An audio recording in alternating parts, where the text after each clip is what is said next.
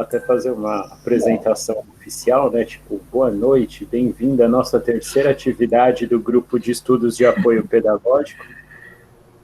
Hoje a convidada da noite é a Ruth. Acho que para quem não conhece a Ruth, não teve contato, ela é nossa colega pedagoga do Instituto Federal do Rio Grande do Norte, certo, Ruth? Maranhão. Maranhão, perdão. Tá perto. Tá perto, mas só por ser instituições, estados diferentes, devem ter as suas características. A Ruth também é colega de alguns de nós aí que está também fazendo doutorado e tentando articular um pouco do nosso cotidiano aí enquanto pedagogo, enquanto profissional do apoio pedagógico, tentando responder algumas das questões aí por meio da pesquisa de doutorado, né? E um dos autores que ela utiliza tanto na questão profissional quanto na questão acadêmica e na qualificação é o Coulon, que eu acho que ele vai ser bem interessante para várias questões aí que a gente aborda no cotidiano. E a gente combinou com a Ruth dela fazer uma apresentação do Coulon, né? Acho que o artigo que a gente selecionou, ele até que é relativamente pequeno, assim, mas só para fechar, a Ruth vai fazer uma apresentação. Quem quiser vai colocando e deixando as perguntas por escrito, por enquanto, no chat, e aí, quando a gente terminar a apresentação, aí a gente faz um debate, entra para a discussão das ideias, etc. Tranquilo? Então, vamos lá, Ruth, fica à vontade aí. Bem, pessoal, boa noite. É um prazer estar aqui, né, em mais uma atividade do nosso grupo de estudos. Eu trouxe uma apresentação, vou procurar ser o mais breve possível para a gente poder deixar um espaço maior para a conversa, né, para as perguntas, para a gente fazer essa troca, né, considerando que a maioria de nós somos profissionais que trabalham com apoio pedagógico ou então com o ensino superior, né, nossa prática está voltada para essa realidade, né, das instituições aí de ensino superior, na sua maioria. Então, eu vou aqui compartilhar com vocês a apresentação que eu preparei. Tá todo mundo vendo? Tá, Ruth, agora está compartilhado, pode ir.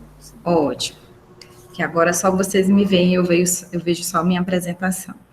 Então, o título, né, da apresentação de hoje é Afiliação Universitária no Ensino Superior, a teoria de Alain Coulon. Como o Carlos falou, eu sou pedagoga no Instituto Federal do Maranhão, já desde 2010, e o motivo, né, de eu estar estudando a questão da afiliação universitária, na verdade, meu tema de pesquisa é permanência no ensino superior, e essa é uma das teorias de permanência, né, que eu chamo. Ela é teoria, essa perspectiva da afiliação universitária a partir de Alain Coulon, que eu estou fazendo que eu estou trabalhando na minha tese de doutorado. Então, eu trago aqui, para quem ainda não conhece o Alain Coulon, eu gosto de trazer, quando a gente consegue achar, né, uma foto do autor, é este senhor aqui, simpático.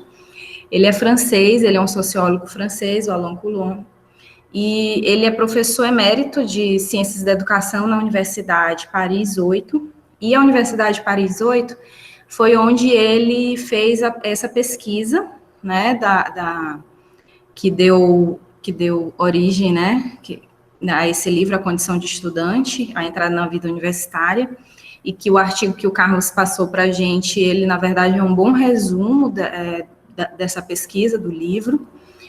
O Alain Coulon, ele teve uma primeira vinda ao Brasil em 95, e eu trouxe para vocês, assim, só para a gente ter uma noção do que ele tem em português, né, das obras que ele tem em língua portuguesa. Ele tem esses 4 livros: Etnometodologia, Educação, A Escola de Chicago, e o livro A Condição de Estudante, a Entrada na Vida Universitária, que é onde a gente acha a teoria da afiliação. Então, eu trago para vocês umas primeiras noções, né, em relação à afiliação, que o Alain Coulon traz no livro dele, que essa noção de afiliação, ela é pensada dentro do percurso universitário. Então, o Coulon, ele fala desse marco que é a entrada na universidade, né? E aqui eu vou, de vez em quando, estar usando universidade e ensino superior como sinônimos, mas ele realmente está pensando a universidade, porque ele fez uma pesquisa, de fato, numa instituição universitária, que foi a Universidade de Paris 8. Então, a afiliação também, quando a gente pensa em afiliação em Coulon, a gente também pensa nesse processo de permanência, né, que é esse entre-meio, né, entre a entrada e a conclusão. E quando se fala em afiliação, vocês podem, assim, dizer assim, o que é afiliação? É basicamente tornar-se membro, né, tornar-se membro de uma nova comunidade, que aqui é essa comunidade universitária. E o que é interessante é que esse tornar-se membro, o Alain Coulon, ele fala que esse tornar-se membro, ele passa pelo aprendizado de um ofício de estudante. E ele usa esse termo mesmo, ofício de estudante, porque ele considera que ser estudante deve ser encarado por essa pessoa, né, que está entrando no ensino superior, como uma nova profissão. E aqui eu trago aqui nessa barrinha lateral aqui à direita, a palavra regra, porque esse conceito de regra, essa noção, ela é muito importante em todo o trabalho dele, né, desse livro A Condição de Estudante, porque a regra é o que vai dar sinais do quanto de afiliação esse estudante, de como que está se dando esse processo de afiliação do estudante, a forma que ele interpreta as regras, a forma que ele lida com as regras que tem na instituição, né, nas relações entre aluno e instituição. Então, essa noção de regra, assim, ela é muito importante, ela perpassa todo o texto do autor. O Coulon, ele vai falar de alguns dos principais entraves a essa afiliação estudantil. Ele coloca esses 4 entraves. O primeiro é a falsa crença que os estudos universitários são a continuidade natural dos estudos secundários. Isso já é uma coisa que já vem sendo problematizada também, né, nas nossas pesquisas a nível de Brasil, que, de fato, a entrada no ensino superior não é algo que é para todos, no sentido de que todos vislumbram isso como um caminho natural após o ensino médio. Ele pontua também sobre uma quase inexistência de uma pedagogia universitária, e talvez seja por isso que, ao final do livro, ele vai propor uma pedagogia para o ensino superior, que é uma pedagogia da afiliação. Ele fala também de cultura e práticas individualistas dos professores pesquisadores. Então, ele aponta essa fragmentação que ele chama de individualismo nessa prática dos professores universitários, que geralmente, a depender da instituição, isso é pode ser mais ou menos, né, assim, forte, né, esse tipo de prática dos professores serem donos das suas disciplinas, né, donos daquele conteúdo, de um determinado saber, e isso é um entrave para a afiliação, e a própria relação dos estudantes com o saber, né, como esses estudantes se relacionam com esse novo saber que a universidade, que o ingresso na universidade está proporcionando. Eu trago ainda 3 fatores que Coulon também menciona sobre que são particularidades do ensino superior. É o ensino para adultos, e isso tem a ver com também essa fase de transição que esses jovens passam, né, dessa educação básica, né, falando aqui em termos, né, Brasil, que eles saem da educação básica e quem vai para o ensino superior, tem essa ruptura, né, dessa juventude e essa transição para a fase adulta. Então, essa conquista da autonomia é algo, assim, muito importante nessa transição, e que muitas vezes vem o ingresso no ensino superior, ele, assim, marca, né, e demanda isso de uma maneira, às vezes, bem forte para esse novo estudante. O ensino superior é um ensino terminal, ou seja, é um ensino que ele não prepara para outra etapa de ensino, não é como o ensino médio, que ainda se tem um vislumbre para uma outra etapa de ensino. O ensino superior, ele não prepara para nada, né? Você pega ali o seu diploma e supõe-se que você vai sair ali para trabalhar ou para fazer qualquer outra coisa, né? Mas ele mesmo, em si, o ensino superior, ele não prepara para nada, né? Para outra etapa de ensino, nesse sentido. E ele é um ensino que não é obrigatório formalmente, né? Então, as pessoas entram no ensino superior e aqui a gente tem tem uma discussão ampla em relação a isso, do porquê que as pessoas acessam o ensino superior, as preferências, enfim, ele não é obrigatório, então isso tem um certo efeito sobre essa questão do acesso, né, ao ensino superior. Um outro ponto, assim, que é bem importante que o Coulon traz, é que ser estudante, ele é um status provisório. Porém, mesmo sendo um status provisório, Coulon fala que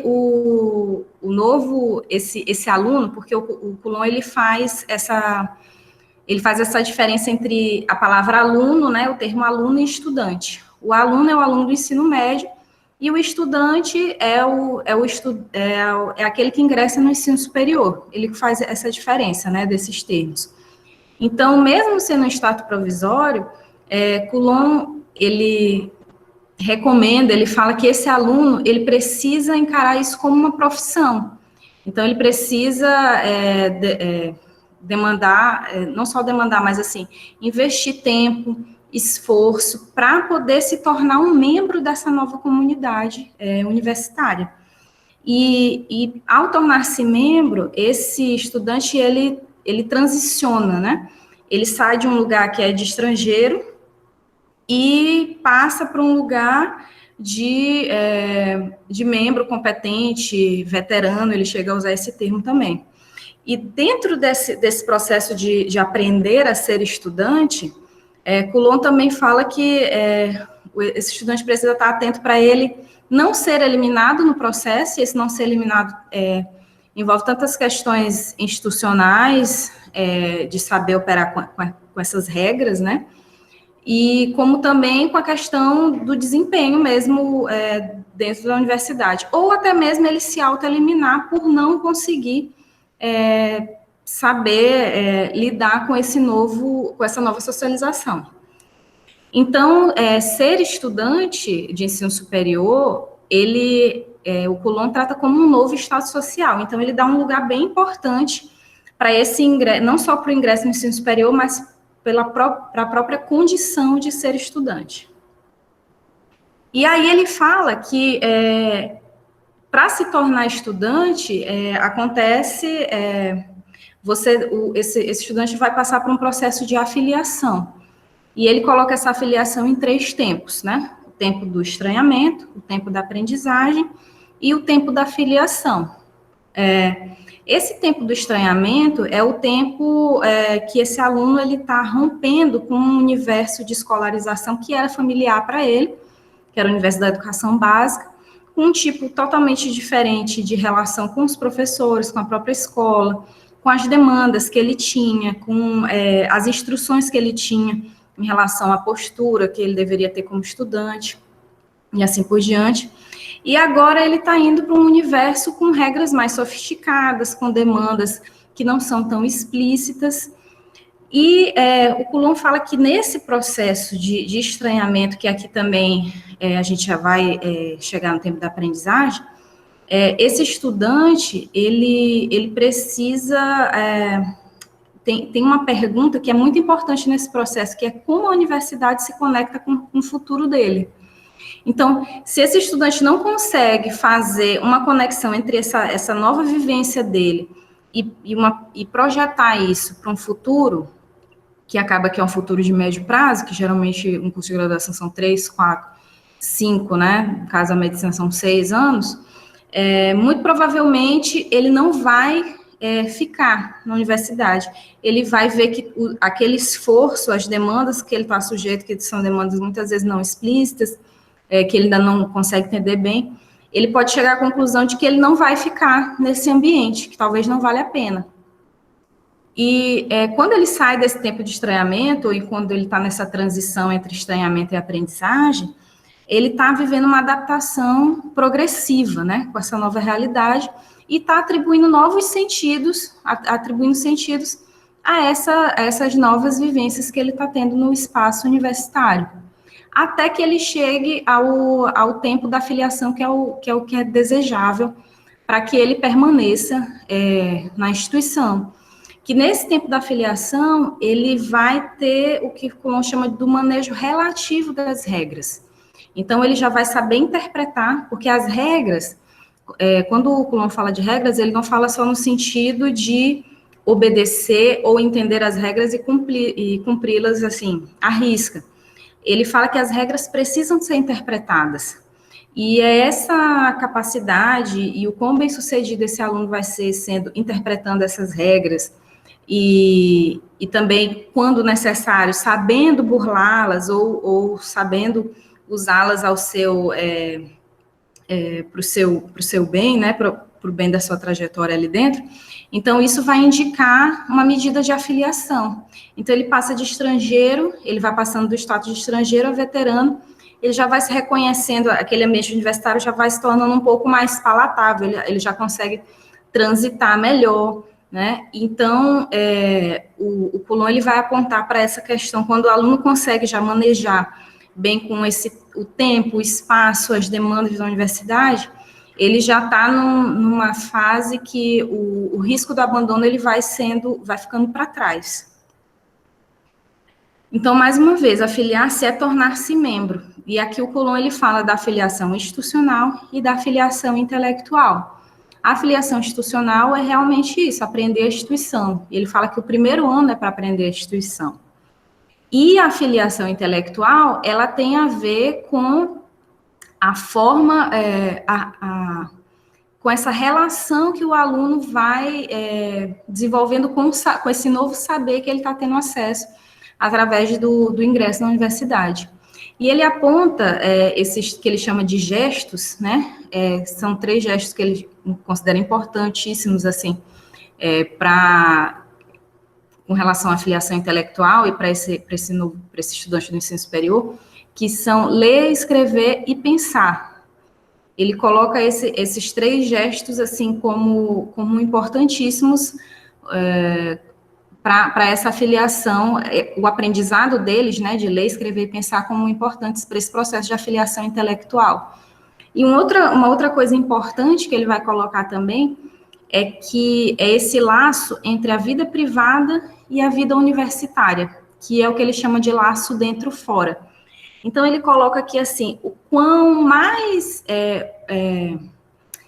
a vivência, né, não universitária e universitária estiverem interligadas, isso aponta para uma medida de afiliação intelectual desse estudante, ou seja, com relação a novos gostos, para música, para artes, para leitura, para tópicos mesmo de conversa, toda essa mudança, essa transição que o estudante tá sendo submetido por conta dessa vivência universitária, quando o não universitário vai se afinando com aquilo que seria típico da universidade, ele coloca que isso é uma medida aponta para uma afiliação intelectual que está acontecendo.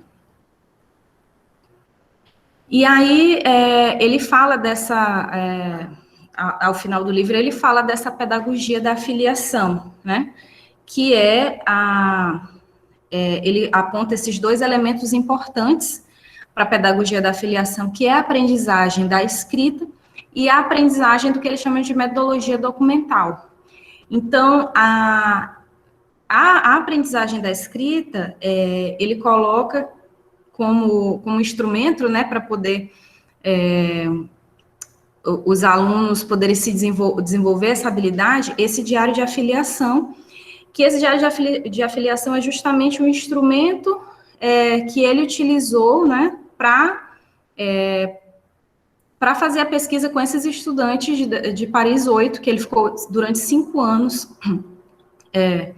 aplicando, né, vamos falar assim, essa técnica, né, com os estudantes no primeiro semestre, os alunos dele, no primeiro trimestre, aliás, a proposta era que os estudantes fizessem, né, se comprometessem a escrever nesse diário sobre as reflexões e pensamentos que eles tinham em relação às vivências universitárias, tudo que considerasse que tinham a ver, né, de mudanças na vida dele, novas questões, pensamentos que surgissem, ele orientava que esses estudantes colocassem no diário de afiliação. Isso servia como um exercício de escrita e como um exercício de reflexão dessa vivência. Então, ele defende, né, a utilização desse diário de afiliação na construção dessa pedagogia da afiliação e nesse processo de aprendizagem da escrita. E no que se refere à aprendizagem da metodologia documental, eu coloquei aqui alguns itens em relação ao que ele fala, porque essa metodologia documental ela tem a ver com uma disciplina que era oferecida, né, na universidade de Paris 8, e aí dentro dessa proposta, dessa disciplina, você tinha a questão do uso da biblioteca, para esses alunos aprenderem a usar a biblioteca, e aqui isso tinha a ver com você ambientar esses alunos com relação às formas de classificação, categorização, né, e organização que eram próprios desse universo, né, desse ambiente universitário. Também com relação a esse aprendizado, né, de habilidades de leitura, né, considerando que esse aluno está sendo introduzido a um mundo, né, um universo de ideias, né, como ele coloca, e a própria organização de estudos, né, que, querendo ou não, não tem como não lembrar de muito do que eu já vejo que tem sido feito, né, pelos pedagogos hoje nos departamentos que trabalham com apoio pedagógico, né, de ensinar esse aluno na questão de se organizar, né, para estudar, para poder se dedicar nessa nova profissão dele de estudante. Então, para finalizar minha fala, eu trago aqui um trecho do livro, que eu acho que ele resume bem a proposta e o que o Coulon traz no livro, que diz assim: a afiliação vai mais longe que a simples integração. Ela é a aprendizagem da autonomia pela participação ativa em uma tarefa coletiva. Além da integração, a afiliação transforma o mundo universitário, inicialmente estranho, em um universo familiar, que em seguida será identificado como tal pela atitude natural. Se afiliar é, então, naturalizar, incorporando as práticas e os funcionamentos universitários para se tornar um membro competente da comunidade. É forjar para si um hábito de estudante, constituído no momento em que as rotinas e os alançoar deixam para trás a sensação de estranhamento e desorientação que experimentam os estudantes iniciantes. Muito obrigada. Espero que a gente possa ter uma boa conversa hoje. Oi, Ruth, muito bom. Acho que você conseguiu resumir muito bem, assim, pelo menos a síntese das ideias do Coulon. Por enquanto, ninguém deixou uma questão no chat, mas eu vou...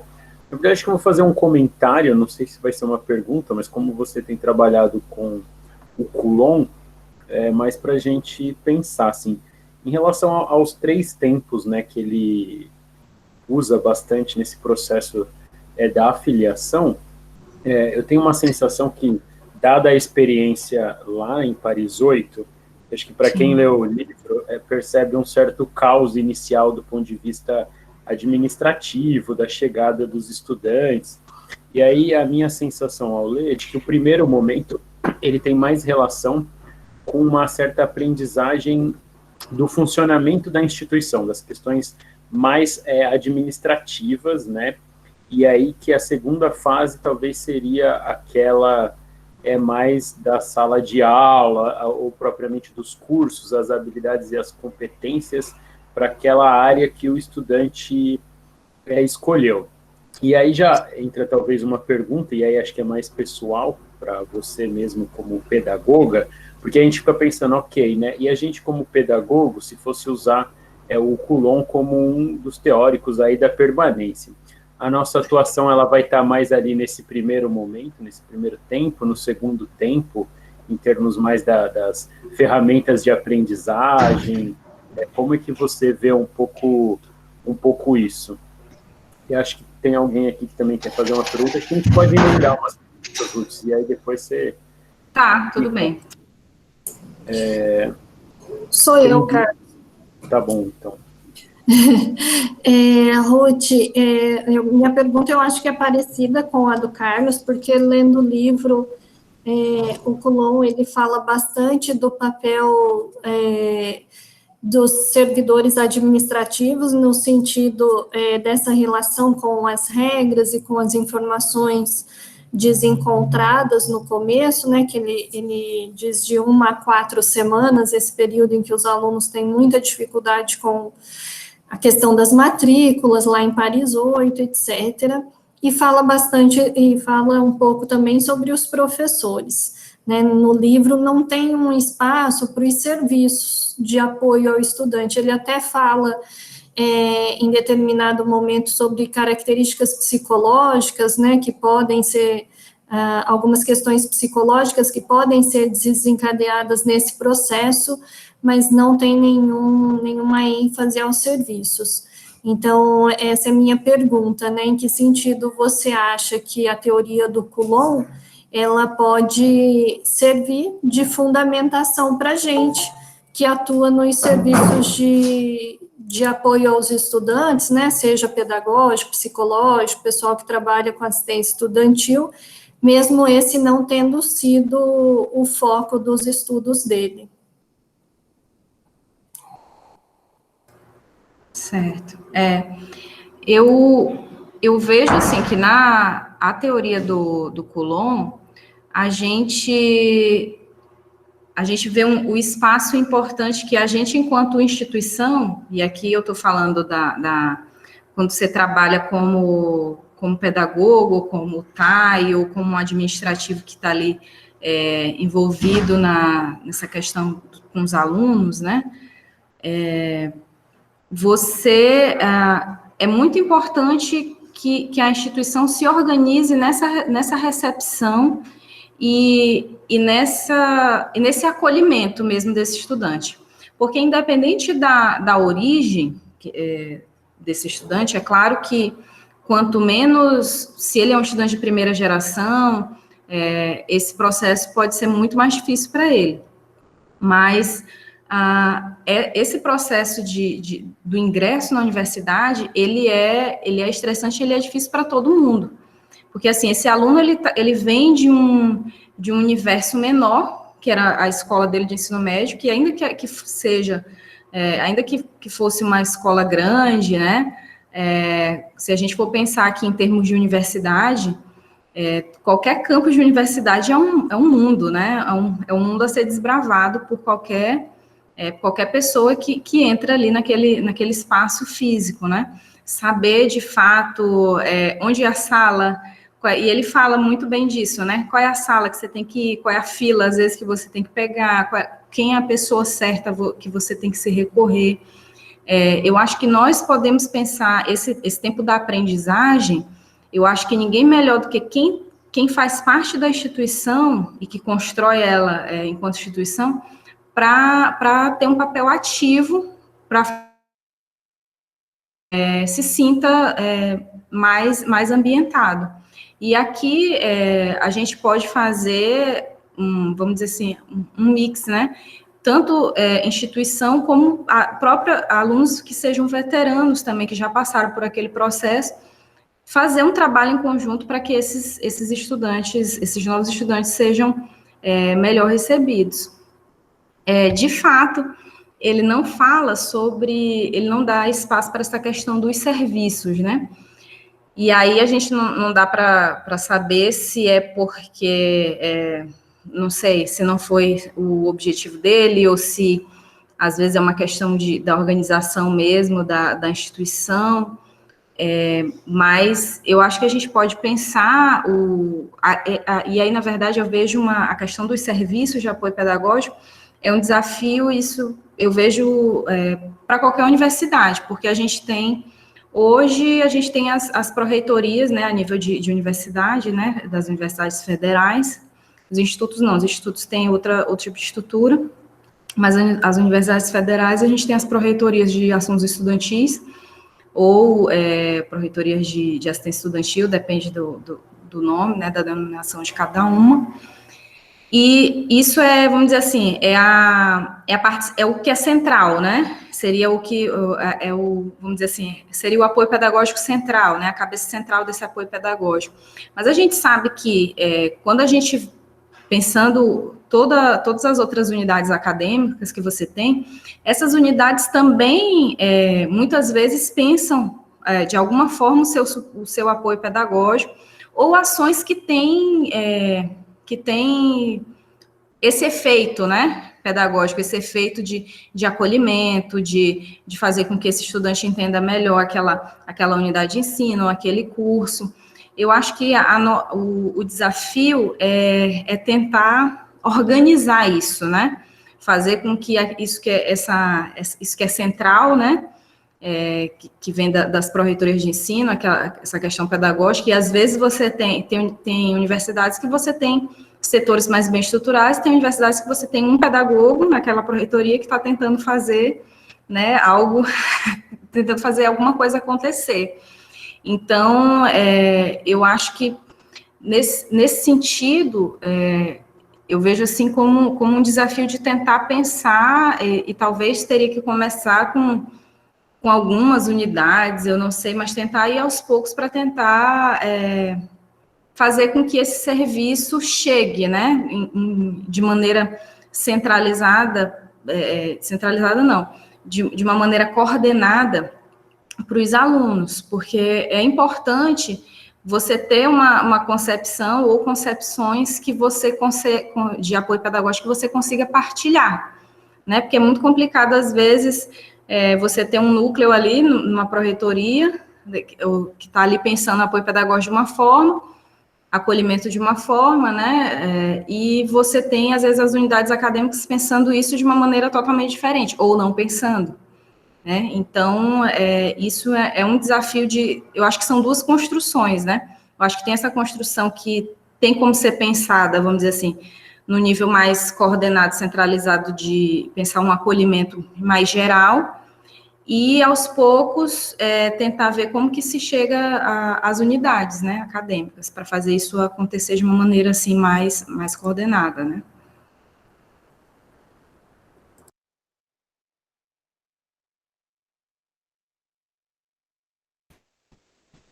Ruth, enquanto você foi comentando, a gente foi meio que fazendo um rápido bate-papo paralelo aqui, a respeito de se alguém conhecia alguma experiência, assim, pensando nos serviços, etc., que trabalham um pouco baseado na teoria do Coulomb. Eu acho que se a colega quiser comentar, ela fica à vontade aqui, porque eu lembrava dos materiais propriamente lendo, mas não de conhecer propriamente o serviço ou a dinâmica em si, e ela pode ficar à vontade se ela quiser comentar, assim, acho que eu ainda vou pegar esse gancho, assim, do que eu te perguntei, pensando mais na nossa dinâmica do dia a dia ali no serviço, independente de como ele é desenhado na nossa instituição, assim, que às vezes eu percebo, sei lá, dependendo de como você faz a sua abordagem profissional, você fica com uma sensação de que talvez o segundo tempo, né, pegando nos tempos do Coulomb, fosse o tempo onde o pedagogo atua, digamos assim, de uma maneira mais geral, porque tem a ver com questões mais de aprendizagem propriamente dita. E a minha percepção pessoal, de alguém que está atuando, de que talvez a atuação no primeiro tempo, ela, por mais que as regras institucionais sejam variadas, mas eu me vejo muito trabalhando assim como uma espécie de um mediador de conflitos, mas o conflito do estudante com as normas. sejam as normas institucionais, né, os regimentos da graduação, etc. e tal, sejam as normas sociais, né, que é um pouco o que o Coulon também vai comentando, que é como é que você vai aprendendo a lidar com o seu cotidiano, com o seu dia a dia, porque tem aquelas coisas que você precisa ir participando do grupo para entender. Até se para essa disciplina você precisa estudar mais do que aquela, porque num primeiro momento, acho que um estudante geral que vai pensar uma gíria, ele vai falar, eu vou separar 3 horas para cada uma das disciplinas. E ali, com o tempo, assim, ele vai percebendo que isso não necessariamente tem essa lógica, assim.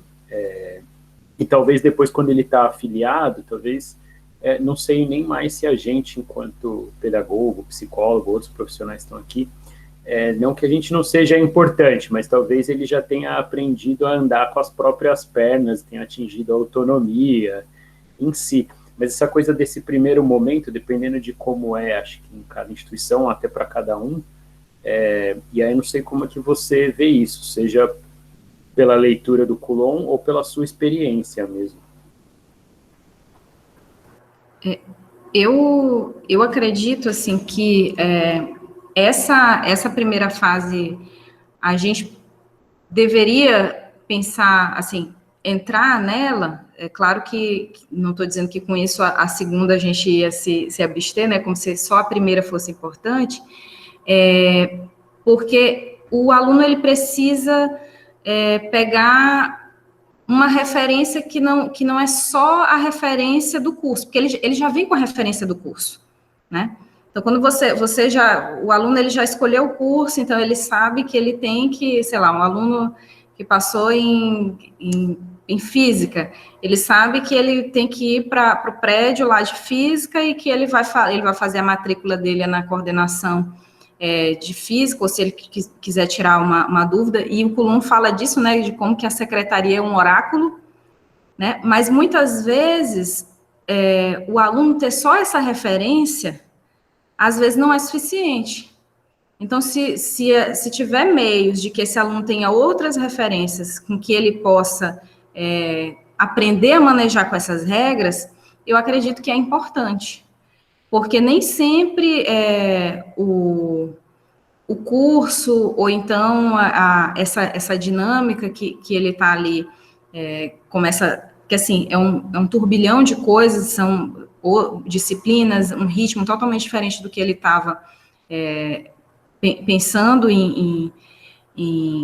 estava acostumado, né, a ter, mas, na verdade, a gente sabe que, assim, a dificuldade dos serviços pedagógicos também, por também ter aquela questão da transição para um momento de autonomia, nem sempre esse aluno pode considerar importante ele procurar, sei lá, um serviço de apoio pedagógico logo de início.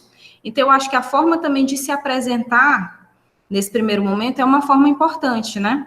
De como esse setor se apresenta para esse aluno, as possibilidades, o que é importante ele saber naquela hora, porque esse aluno, ele recebe muita informação quando ele entra. Então, ele vai pegar o que o que ele vai considerar essencial para ele sobreviver, vamos dizer assim, naquele momento. E com o tempo ele vai aprendendo a operar com essas regras. E não deixa de ser, talvez, uma regra que ele também vai aprender a operar, que é lidar com o setor pedagógico. Então, a gente também pode ser uma nova regra para ele, que ele não estava acostumado a operar. Então, eu acredito que o primeiro momento a gente precisa pensar, e nessa fase de aprendizagem, que o Coulon fala que ele não tem passado nem futuro, ele está ali naquela transição tentando dar sentido para as coisas, aí é importante a gente também pensar, vamos dizer assim, as fases, né, que a gente também pode proporcionar para esse aluno, né, enquanto serviço de apoio pedagógico. E, claro, com relação a que você falou de experiências usando a teoria do Coulon, quem traduziu o livro foi a professora Sônia Sampaio, né, estou aqui com o livro, esqueci o nome da outra professora, com a professora Georgina Gonçalves. Então, assim, a UFBA, a Federal da Bahia, ela tem o que é um observatório, né, de estudantil, né, da vida estudantil, que é a UFBA com a UFRB. Eu acredito que eu vi aqui a professora Ava aqui no entrando, eu acredito que ela pode falar até melhor sobre essa experiência, né? E eles têm, inclusive, 2 publicações, já, se eu não me engano, tem um livro, Observatório da Vida Estudantil, esse está em PDF, depois a gente pode até compartilhar lá no grupo, né? Ficar lá nos nossos livros, lá em PDF. Mas o segundo, eu tenho até ele aqui, posso até pegar ele depois para mostrar a capa para vocês, já é também uma outra publicação do Observatório da Vida Estudantil, também com outras experiências desse observatório.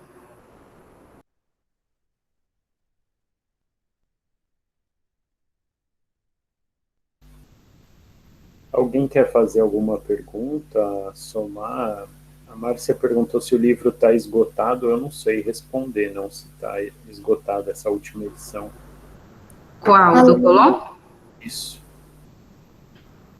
A Leia quer fazer um comentário.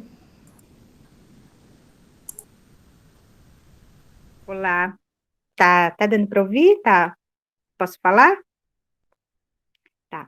Eu só queria questionar uma questão para a Ruth, é isso, né, que está apresentando a apresentação de hoje a respeito da área, se, assim, existe uma preocupação dessa atuação do setor pedagógico, do pedagogo, de entender esse aluno, se ele é muito específico de uma área, da área de humanas, ou da área de exatas, vocês conseguem fazer essa diferenciação do trabalho que precisa ser feito para o aluno que entra numa área, num curso de física, ou se entra numa engenharia, por exemplo. Eu sou da UTFPR, e a predominância dos cursos são na área de tecnologia e engenharias, e o perfil do aluno é um perfil diferenciado. Então, eu percebo que o olhar para toda a questão pedagógica, ela é mais, assim, mais delicada. Então, queria saber se existe, assim, essa preocupação, assim, ou não. É um aluno que é aluno da universidade, e ele é igual em qualquer curso que ele entra. E outra questão também, que eu acho que o Carlos, né, colocou sobre os tempos, né, eu não conhecia a teoria do Coulomb, achei bastante interessante, essa questão inicial da filiação, que é algo que a gente faz de forma recorrente na universidade, é a recepção de calouros, né, tem essa preocupação de acolher o aluno inicialmente, mas, assim, particularmente na UTF, a gente, isso num campus, né, que eu estou no campus de Londrina, nós estamos em 13, né, no Paraná. A gente tem perdido um pouco, porque, como eu sou a única pedagoga, o setor é pequeno, a gente acabou abrindo mão de atuar nessa recepção de calouros por não dar conta mesmo, né? Tem 6 cursos, a gente não dá conta de fazer uma acolhida com todos esses alunos de forma que a gente entende que seria significativo. Então, assim, é um tempo bacana, que acho que é importante para recepção, mas a gente acaba por não ter tempo mesmo, pessoal na quantia que seria necessário para poder atuar. Então, são essas 2 questões, a questão da atuação nesse início ali, como a gente é limitado nisso, e a questão da área mesmo, se o aluno é sempre aluno mesmo em qualquer curso, ou se dá para pensar um trabalho diferenciado. Eram essas questões.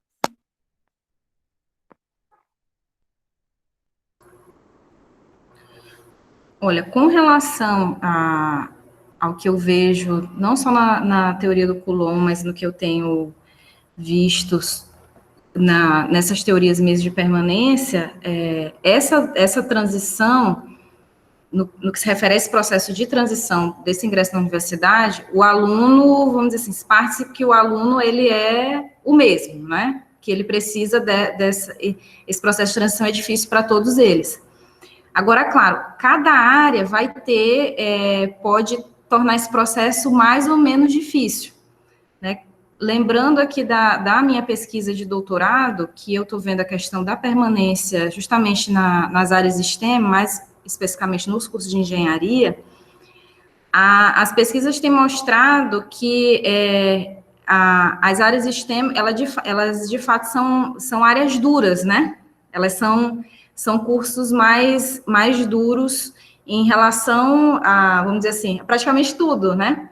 Na abordagem, a relação com o saber, se a gente for usar os termos do Coulomb e, na verdade, do Bernard Charlot, A relação que é construída do saber com esses alunos dos cursos STEM, ela é uma relação mais dura, mais ríspida. A relação aluno-professor, ela, assim, você tem um cultivo da dificuldade, né? Se a gente puder falar em termos mais simples. É uma área que geralmente cultiva a dificuldade. E isso traz um peso, traz uma certa dificuldade quando você vai falar de questão pedagógica, que talvez o pedagógico possa soar como uma facilidade que eles talvez não desejem, né? E isso é uma questão que... Pode falar. Não, perfumaria. Na UTF é assim que se chama tudo que se diz de pedagógica, é perfumaria. Então, Perfumaria. Assim, fica bonitinho, não tem nada contra, mas assim, os engenheiros nós somos perfumaria, então é mais ou menos assim. Esse tema é novo. Perfumaria.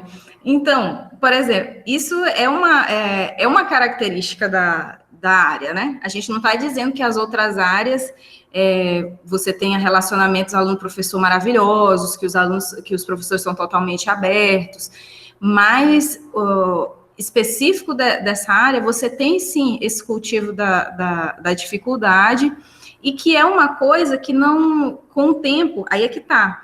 Esse processo, e aqui eu estou falando a nível de hipótese, tá, gente? Esse processo, a afiliação, talvez, desses alunos da área STEM passe também por essa certa aceitação dessa dificuldade.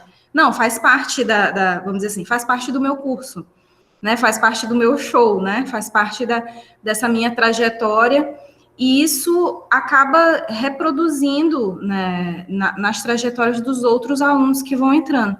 Mas a gente tem visto que, não só a nível nacional, mas internacional, que a questão da didática do professor e a questão pedagógica, né, ou de perfumaria, né, que seja, ela se está começando a se ter uma necessidade, um olhar para isso. Talvez os motivos não sejam os mais nobres, né, principalmente não ser a nível de Brasil, mas internacionalmente, principalmente pensando no contexto dos Estados Unidos, você se leva muito mais a sério essa questão dos recursos que são despendidos e a questão da economia mesmo, principalmente em relação a curso de engenharia e curso STEM de uma forma geral, né? Como eles têm impacto direto na economia, no desenvolvimento, principalmente de nações mais desenvolvidas, né? Que tem essa questão econômica, às vezes tem um peso maior, diferente do que a gente encara no Brasil. Então, se está pensando em, olha, nós não podemos deixar com que esses alunos saiam ou mudem de área, porque lá a estrutura é diferente. A pessoa entra não necessariamente para um curso específico, né? Ela cursa 2 anos de uma formação geral e depois ela vai para o curso que escolhe. Então, muitos deles mudam de área, né? Não querem ficar nas áreas STEM justamente por esse cultivo da dificuldade. Então, eu acredito que, a depender da área, a gente pode ter desafios diferentes, né? Sim, mas a transição em si, eu acredito que ela pode ser pensada de uma forma mais geral.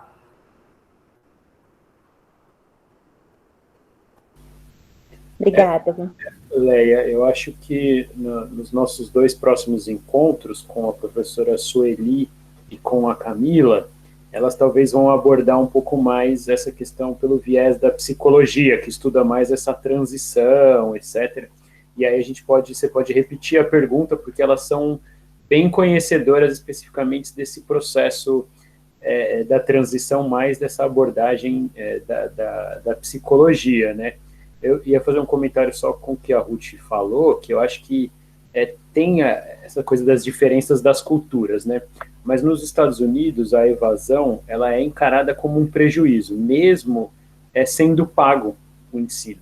Então, assim, os estudantes de ensino superior, eles pagam tanto nas instituições públicas quanto nas privadas, mas o entendimento deles, longitudinal, a evasão é vista como um prejuízo, ou seja, porque a universidade ela se preparou e ela investiu para trabalhar com um X de estudantes.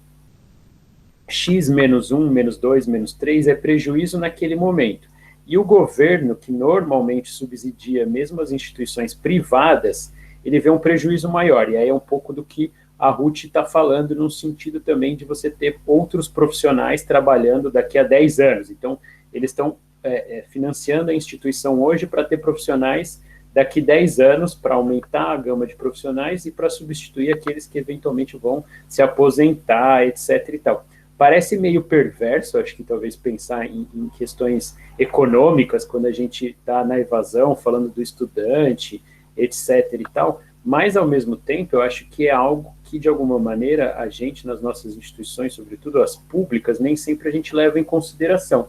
E as nossas matrizes de financiamento, né, tanto a do PNAES, que a gente tem um pouco mais de conhecimento, quanto a matriz geral que financia as nossas instituições, elas levam, sim, em consideração a evasão como um mecanismo de você não receber o X que você deveria receber, uma vez que teve desistências, assim como também quando ele fica mais tempo do que aquele necessário, a universidade também recebe menos. Então, assim, isso já funciona para a gente, só que com outro mecanismo, porque não são todas as verbas que são calculadas através dessa matriz, então no montante pode ser que a diferença não seja tão grande para a instituição, mas não é algo que a gente pense, assim.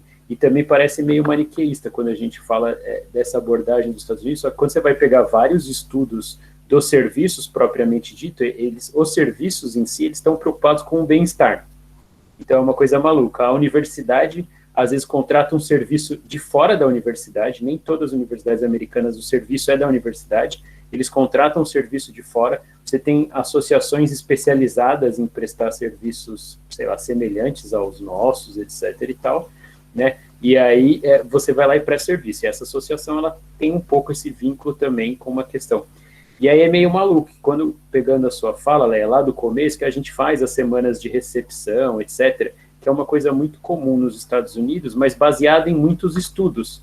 Então, assim, a gente reproduz aqui porque a gente talvez ainda não tenha tantos estudos, e aí, mas lá é muito baseado em estudos que mostram o quê? Que a evasão, no começo, ela é muito maior, seja nas primeiras semanas, seja nos primeiros meses.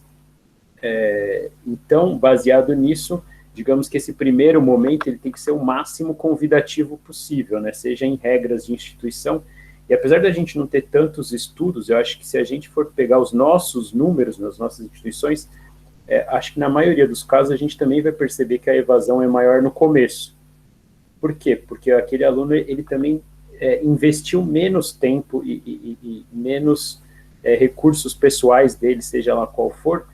Então, aquela decisão de ficar ou sair também, digamos assim, ela é um pouco mais tranquila no começo. Tranquila acho que não é a melhor palavra, porque nunca parece ser fácil, mas o peso parece ser um pouco menor nesse começo, quando ele já tem uma certa trajetória, e essa trajetória provavelmente é porque ele também já se afiliou, né? Ele já compreendeu os códigos da instituição ou da profissão, então ele já aprendeu a sofrer, né, como a Ruth estava comentando, e aí possivelmente ele já está até em condições de reproduzir essas características da área, o que torna ele um iniciado na área dele. Então, se ele já consegue, quando ele é monitor, reproduzir algumas coisas, é porque ele já está fazendo parte da área dele, né? A gente pode gostar ou não gostar, mas do ponto de vista da afiliação, dá para dizer que ele já estaria nesse sentido. Tem alguns comentários, a Arlene comentou um pouco aqui, não sei se ela quer aproveitar, Arlene, para falar um pouco, porque depois a Luciana perguntou se você trabalha com oficinas, essa coisa da identidade acadêmica e autorregulação. E depois tem uma outra pergunta mais específica para a Ruth no final. Oi, estão me ouvindo? Sim. Então, esse meu comentário foi só mesmo uma contribuição, assim, né? Porque enquanto a Ruth falava, eu fiquei refletindo sobre como, na nossa prática, a gente vai fazendo coisas e depois vai identificando os autores que organizam essas práticas e, né, assim, que criaram as teorias, né, que fundamentam essas práticas, e aí a gente se apropria dessas teorias e dá mais suporte ao nosso trabalho. E a gente começou a fazer essa atividade que tem esse nome mesmo, que é a identidade acadêmica. É como uma técnica projetiva que a gente faz normalmente nos atendimentos individuais, mas a gente já fez uma adaptação dela para atividades de grupo também. E aí, basicamente, a gente sugere que o estudante fale de 3 lugares sociais que ele ocupa. Então, assim, como filho, como aí depende do que é a realidade daquele estudante. E a partir dali a gente começa a perguntar que habilidades ele acha que precisaria ter para cada, né, uma daquelas funções. E, no geral, quando ele tem muitas habilidades em outros espaços que ele poderia utilizar dentro do contexto da universidade, porém, por ele não estar vinculado, por ele não ter criado essa identidade de estudante universitário, ele acaba não conseguindo desenvolver essas atividades, essas habilidades. Então, a gente consegue fazer com que ele reflita que ele possui habilidades, coisa que normalmente eles acham que não possuem, né, por conta de estarem ou repetindo, ou com alguma dificuldade de entender conteúdos, enfim, as várias questões. Então, ele consegue identificar que ele tem aquelas habilidades, e aí ele começa, e quando ele identifica, e por que é importante ele identificar que ele não está se sentindo ali parte do todo, né, da universidade? Enquanto estudante universitário, a identidade dele ainda não está estabelecida, porque a partir dali a gente consegue fazer indicações de estratégias para que ele possa ou retomar os vínculos, ou criar os vínculos, né, muito melhor do que se a gente só desse uma dica pronta no começo para ele. Olha, faz isso, faz aquilo. Não faria tanto sentido para ele quanto faz quando ele consegue fazer essa reflexão, entendeu? Então, por isso que eu falei que tem uma pegada da autorregulação aí também. Porque através dessas perguntas que a gente faz, ele vai refletindo sobre os processos de aprendizagem dele. Era isso. Muito obrigada, gente. Estou adorando participar. Ruth, maravilhosa, como sempre.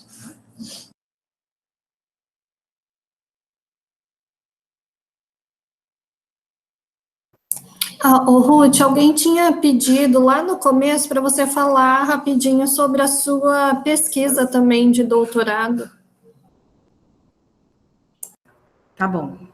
Tá. Então, eu falo da pesquisa e falo depois aqui, respondo aqui a professora Ava, né, em relação à pergunta que ela acabou de fazer.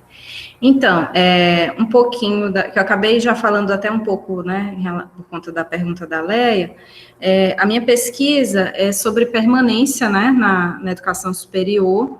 Eu estou investigando a Escola de Engenharia da UFRJ, mais especificamente, e a Poli, né, e, na verdade, a perspectiva, ao contrário do Coulon, né, o Coulon tenta entender esse processo de permanência a partir dos mecanismos, né, que os alunos vão desenvolvendo nesse processo, em todo o percurso universitário deles, né, acaba que é uma afiliação a partir da perspectiva dos alunos, um processo de permanência a partir da perspectiva dos alunos. A minha proposta é pensar a permanência dando agora voz para a instituição, no caso, a UFRJ. E aí, a UFRJ que entra num lugar de universidade, de uma universidade seletiva, um centro de excelência, né? A Poli UFRJ também desfrutando da mesma, do mesmo status, né? Que também é um centro de excelência em engenharia no país, né? Você tem um dos melhores quadros de professores de engenharia e tudo mais. E aí, a minha perspectiva é ver a permanência a partir da visão da instituição, pensando justamente que a instituição precisa ter um papel mais ativo nesse processo. Porque você vê, não que seja menor ou que não seja interessante, mas você vê a permanência a partir da perspectiva do estudante, a gente acaba, querendo ou não, indo muito pela questão das trajetórias, né, tentando entender por que esse aluno, tentando entender por que ele permanece, ou então quais as motivações dele durante o processo, que estratégias ele utiliza, né, e aí a gente vê, vendo aqui a questão do Coulon, as etapas que ele passa, né, de estranhamento, de aprendizagem, de afiliação. A instituição já é uma abordagem nova, inclusive teoricamente mesmo.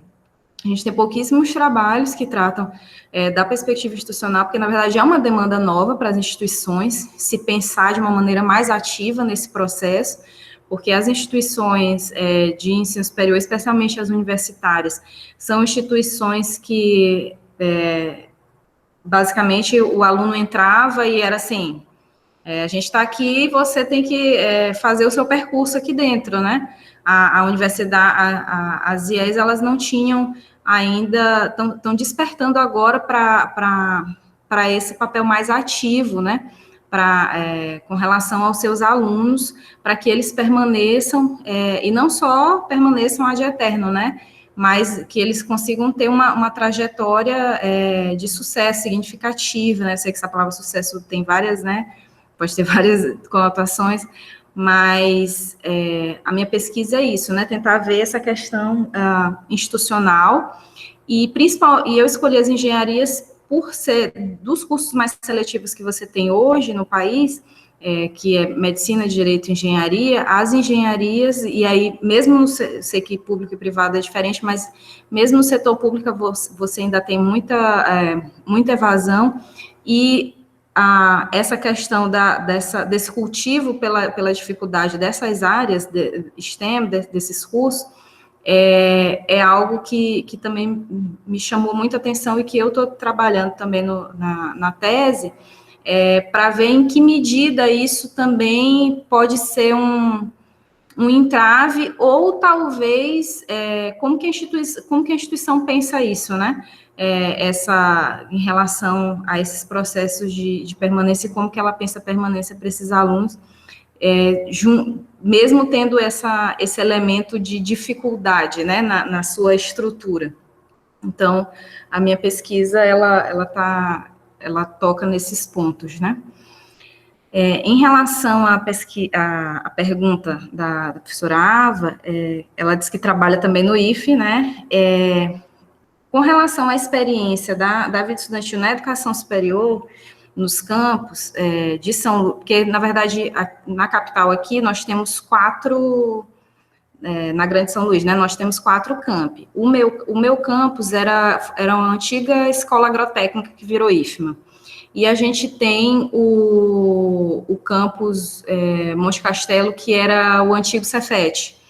E tem outros 2 campi que são campos, assim, vamos dizer, novos, né? Não foi nenhuma incorporação de outra instituição, nem transformação. Então, assim, com relação ao campus Maracanã, o meu campus, esse acompanhamento dos estudantes no ensino superior, ele não acontece, apesar da gente ter o setor pedagógico, essa coordenação que eu trabalho, que ela é responsável tanto por cursos técnicos quanto por superiores, ele não acontece diretamente pela coordenação pedagógica, pelos pedagogos.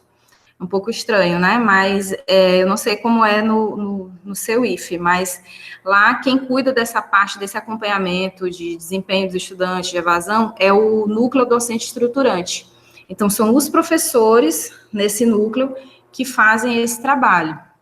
Eu até agora, recentemente, tentei propor, né, que o setor pedagógico tentasse agir mais diretamente, mas houve, assim, uma certa, eu não sei se não fui bem entendida, mas talvez porque eles já estão muito acostumados a trabalhar dessa forma. Não, a gente já tem o núcleo docente estruturante, a gente já tem os professores, né, que fazem isso. Então, eu acho que também porque eu estou afastada, né, para doutorado, eu acho que também agora é um movimento de eu tentar entender melhor, né, como é esse trabalho, e tentar envolver melhor, né, o setor pedagógico com os cursos superiores, né, e de que forma, né, pode fazer com que isso flua de maneira melhor, né, para os estudantes.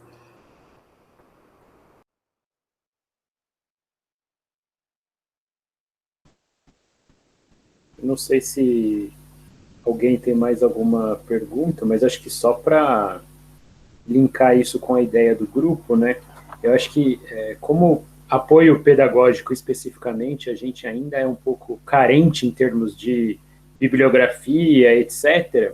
Eu acho que muitos de nós vai lidando com as bibliografias que vai conhecendo, ou que a gente vai aproximando os assuntos, né? Então, acho que essa questão da permanência é uma que aproxima muito com o que a gente faz como apoio pedagógico. Na verdade, o apoio pedagógico é um meio aí de estar colaborando com a permanência dos estudantes, né? A gente flerta bastante, dialoga muito com a área da assistência social, por várias razões, e também já em outros momentos a gente conversou um pouco sobre as questões da psicologia, de saúde mental, etc., e o Coulon, ele vem com uma abordagem um pouco mais da antropologia, né, mostrando talvez um outro olhar que a gente também possa ir observando. Então, acho que também se mais gente tiver outros autores para sugerir de áreas que a gente consiga ir conversando, para ir pensando o apoio pedagógico, é bem interessante. Arlene?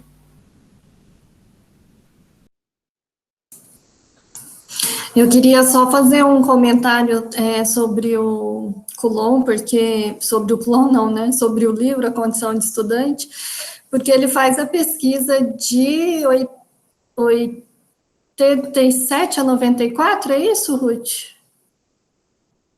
Se eu não me engano, é década de 70, mas eu tenho que confirmar. O livro é 84, né, quando tem a reestruturação, de 84 para 96, se eu não me engano, e ele publica em 97. Acho que é isso mesmo. Acho que é isso, né? É isso mesmo. E é interessante porque conforme a gente vai lendo o livro, a gente esquece que já faz tanto tempo. E aí a gente fica falando, nossa, isso acontece muito aqui.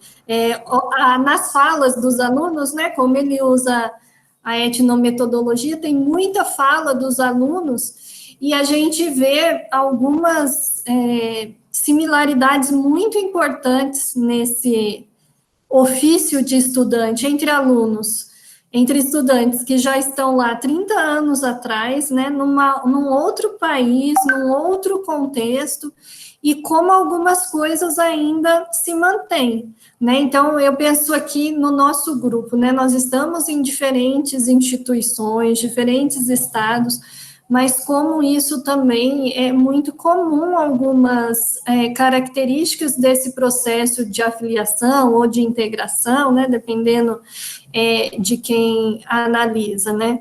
Então, assim, essa questão de chegar na universidade e não conhecer, né, a gente conversou essa semana em um outro grupo sobre isso, mas, por exemplo, hoje a gente tem os recursos da informática para fazer matrícula, a gente tem uma organização melhor do que aquela que ele descreve em Paris 8, mas mesmo assim os alunos se sentem perdidos.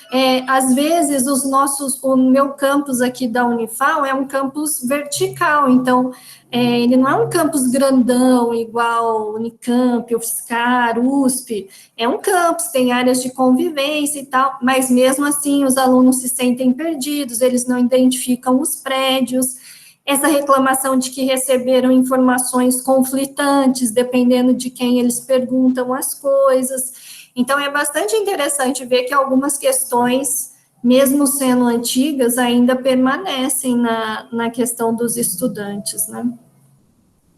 A Arlene falou que gostaria de perguntar para você como está sendo a relação com a Poli, dificuldades e facilidades. E a Ava fez um comentário, acho que a gente tem essa sensação principalmente pelo atraso no processo de democratização da educação superior no Brasil. Sim, Ava, por isso que eu nem falei dessa questão do perfil do estudante, porque a gente sabe que aquele perfil que eles tinham lá no final da década de 80, já na Paris 8, a gente começa a perceber aqui só a partir das políticas de ação afirmativa, né? Mas essas questões em relação a não saber se localizar, se sentir perdido nos primeiros contatos, né, o ambiente parecer mais frio do que era o colégio, né, que conhecia todo mundo. Eu não sei vocês, né, eu estou falando da minha percepção de alguns textos, mas é uma fala recorrente dos alunos que são ingressantes. Michele, eu vou te devolver a palavra, vou só emendar, que acho que é uma coisa que a gente não falou muito do Coulon, né, e que tem um pouco de link com a nossa atual expansão, com as ações afirmativas, que na França tiveram um outro mecanismo da gente pensar a inserção de diferentes públicos, mas na teoria do Coulon, quando ele vai falar da afiliação, ele destaca que os públicos que ele está estudando, né, os públicos dele estudantes são diferentes, e ele faz uma marcação, digamos, aqueles estudantes que a gente chamaria de mais linear, né, que saíram do ensino médio, do ensino secundário, e acessaram o ensino superior, dos estudantes trabalhadores, né, que na França tem um outro mecanismo de acesso, não pelo exame final, etc., e aqueles que são os estudantes do interior naquele momento, que hoje talvez sejam os imigrantes que a França tem recebido, né?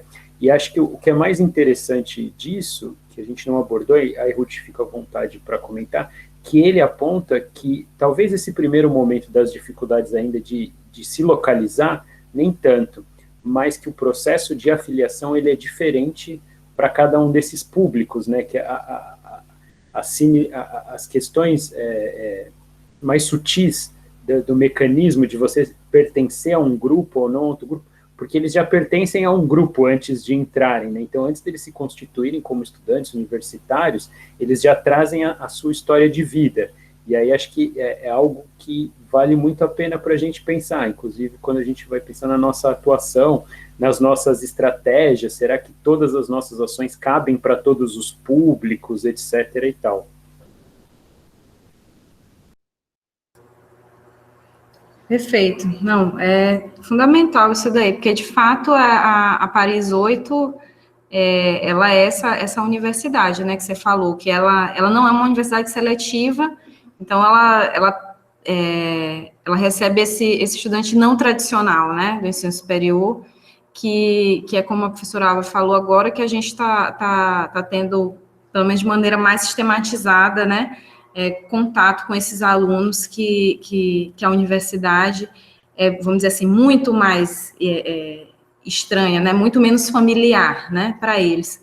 Agora, eu, voltando um pouco com o que a Michelle estava falando, em relação às informações, enquanto você falava, eu fiquei pensando, será que às vezes, né, nós como pessoas que já passamos pela universidade, que temos uma certa, uma familiaridade maior com esse universo, será que também, às vezes, a forma da gente passar essa informação, ou não é pouco familiar para esses estudantes, né? Às vezes eu já me peguei várias vezes dando informações para alunos, partindo de que eles já sabiam alguma coisa que eu já sabia, né?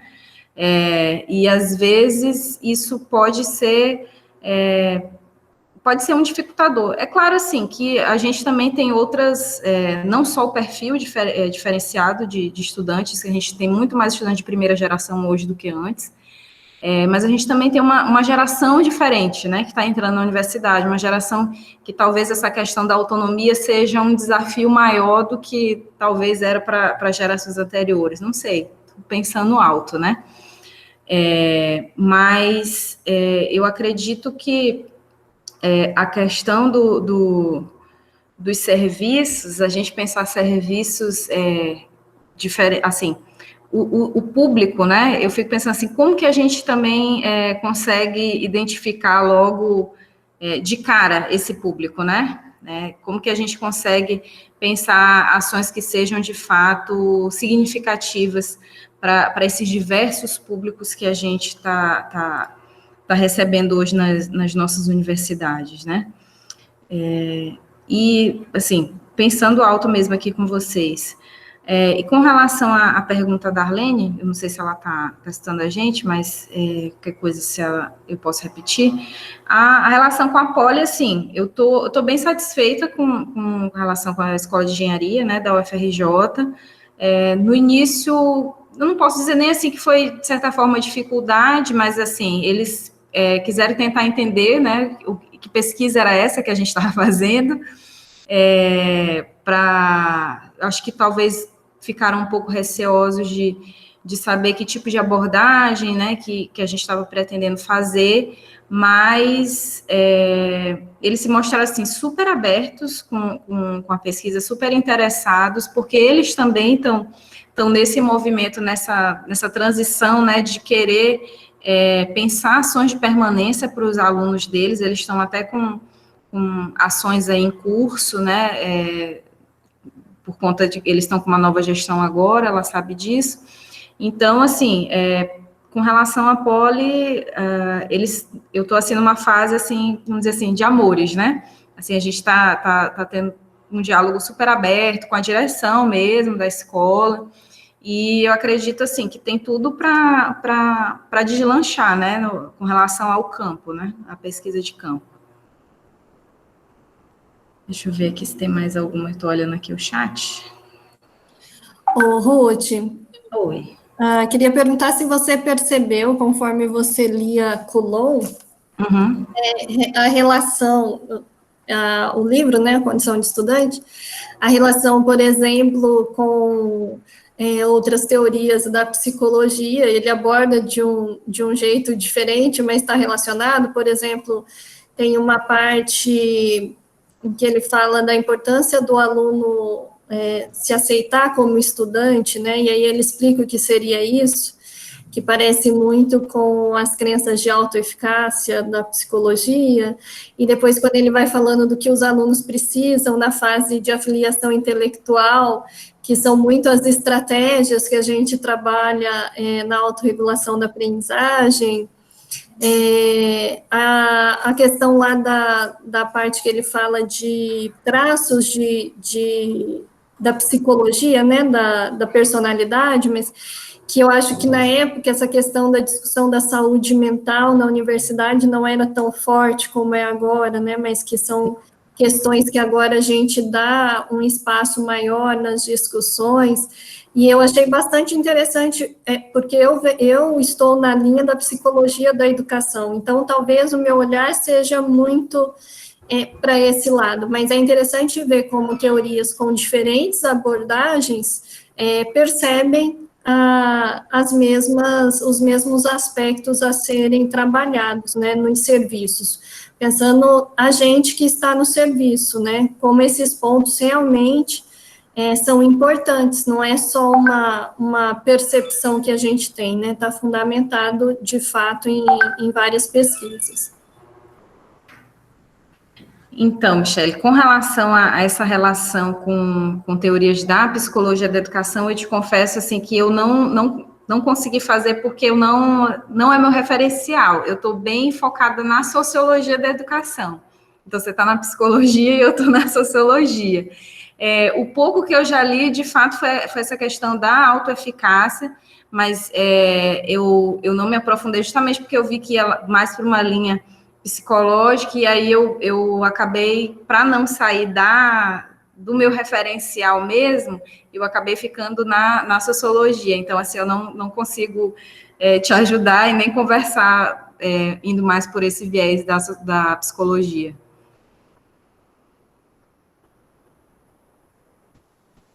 Mas eu acho que na semana que vem, não, na outra, quando for a Camila, que ela vai trazer um pouco do Tinto, né, e aí vai dar para a gente até ter uma sensação, né, um pouco, a teoria do Tinto, ela também tem essas pausas temporais, assim, digamos, da vida do estudante, da chegada, desse meio, né, ele vem mais da psicologia, mas ele também trabalha um pouco esses aspectos sociais, a vida pessoal do estudante, etc., que são todos fatores que vão aparecendo. E eu acho que, por exemplo, a Michele citou da psicologia, porque ela está num programa ligado à questão da psicologia, e acho que isso é um pouco muito da onde a gente está aqui hoje, que talvez como não tem um lugar onde a gente busque a nossa formação, a gente está nesse processo de afiliação, de criar também os nossos parâmetros, etc. e tal, e aí a gente vai buscando aonde tem, né?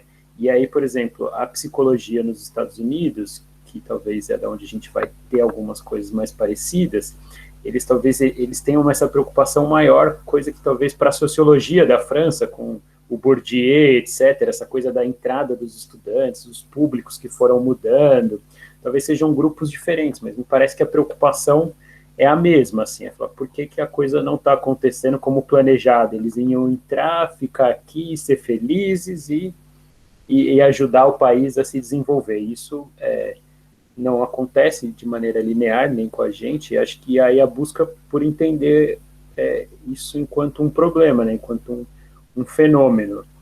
E aí, mas acho que quando a gente falar um pouco do tinto, isso vai ficar bem, falando, nossa, mas é o tinto, né? A gente está falando do Coulomb de novo e tal. Só, assim, só um comentário, não querendo dar spoiler na apresentação da Camila, né? Mas, assim, esses 3 tempos que o tinto traz também, eles trazem esses 3, os 2 têm, assim, se você for ler só esse pedaço da teoria do tinto, você vai ver assim, nossa, mas está muito parecido, né? Mas, na verdade, é porque eles se inspiraram no mesmo autor da antropologia. Então, eles acabaram que, né, fizeram, vamos dizer, né, no bom sentido, uma cópia do mesmo autor para pensar essas fases de, que no caso o Tinto vai chamar de integração, né, e já o Coulomb chama de afiliação.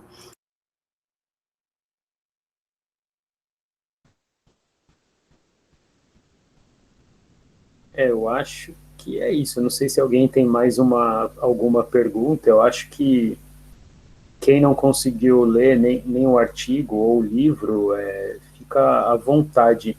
O Marcos, o autor que a gente está falando, da antropologia, é o... Nossa, eu ia falar, Vicente Tinto é o que a gente vai trabalhar com a Camila, isso, Van Gennep, que é um pouquinho mais antigo, e tem o Victor Turner também, que é da antropologia, que se for ler talvez vai ser um pouquinho mais fácil de entender a antropologia propriamente dita do que o Van Gennep, né?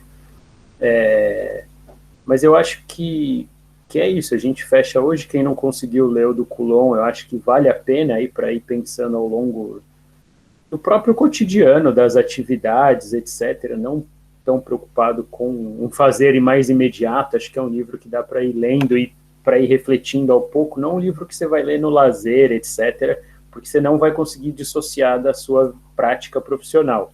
Mas aquele momento que, se tiver um tempo livre, etc., você fala, pô, tô aqui e tal, o que eu posso fazer? Acho que é um livro que dá para ir lendo, é uma leitura relativamente fácil, assim, então, para ir acompanhando, para aqueles que conseguirem comprar. Talvez vai ter que ser usado mesmo no estante virtual, eu não sei se está rolando, mas vale a leitura de qualquer jeito.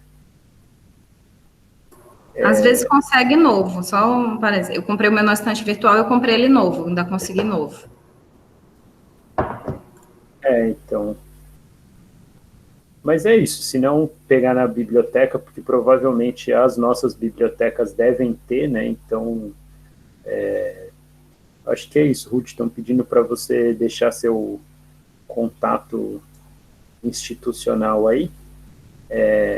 Não sei se a Ruth quer fazer ainda um fechamento ou alguma coisa. De qualquer jeito, antes de passar para a Ruth, só lembrar que a gente tem outra atividade na semana que vem, só que na semana que vem na quarta-feira, com a professora Sueli Polidoro.